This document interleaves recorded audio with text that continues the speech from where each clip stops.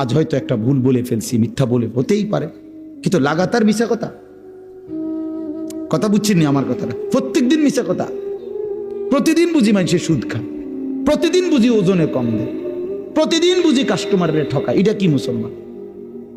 এ কেমন ধরনের পাপী? 30 বছর বুঝি প্রত্যেক দিন টেলিভিশন চলবে আপনার ঘরে, প্রতিদিন আপনার ঘরে নিয়ম মাফিক নাচ গান নর্তকের ছবি চলবে। আপনাদের আখিরাত নাই? আপনার বিবি বাচ্চার আখিরাত নাই? তো এরা মরলে কোথায় যাব? এদের পরিণতি কি হবে? আর আমি বাবা হিসাবে, অভিভাবক হিসাবে কি দায়িত্ব পালন করলাম? খাট পালং আর সোফা, ফার্নিচার, কাঁচের প্লেট আর নুনের বাটি, এটাই ছিল জিম্মাদারি না?